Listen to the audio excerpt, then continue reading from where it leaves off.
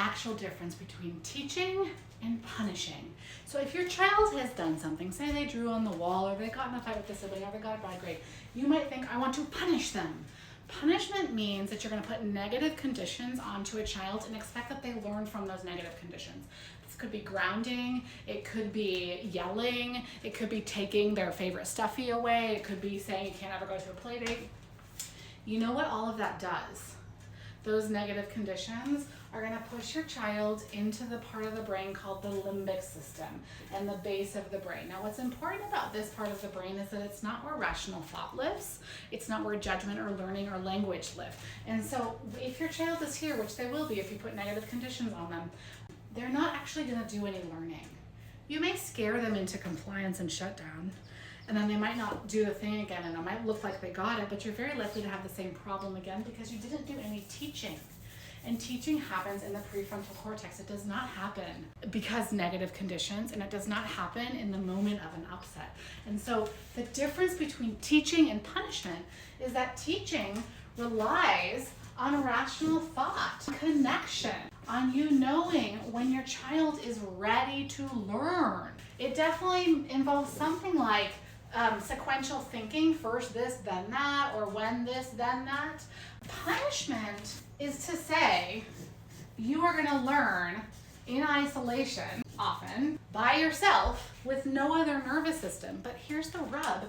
If your child is in their limbic system because you've yelled or screamed or they've done something really bad, and you want them to teach, the first step is to regulate them. That means helping them get the part of the brain where language and rational thought lives back online. If it's not online, they're not going to learn anything. They may get scared out of their mind, and it might look like compliance, but it's not cooperation.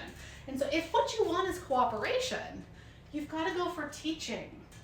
And teaching relies on language, rational thought, judgment, sequential ideas, and all of that lives in the prefrontal cortex. And so your first task, if your child has done something that's dicey, is to help them regulate.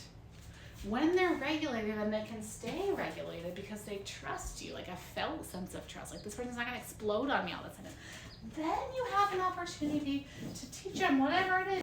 You want to teach them math? Great. You want to teach them how to stay together when their brother hits them? Great. You want to teach them how to take turns at the game? Awesome.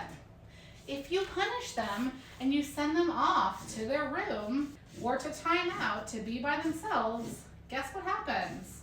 There is no learning. They're operating from this part of the brain. They're just there by themselves. Developmentally, children need an adult nervous system in order to regulate. You literally lend your child your nervous system if they're having an explosive, frustrated, whatever, sad time. Your child needs your nervous system in order to regulate. And so if you isolate them or you put a negative condition onto them, you cut that opportunity off, and there's not going to be any teaching possible. Teaching relies on relationship. It relies on you to help your child regulate. If you want help with this, you should have a peek at my masterclass on regulation. Comment regulation 1 and I'll send it right over.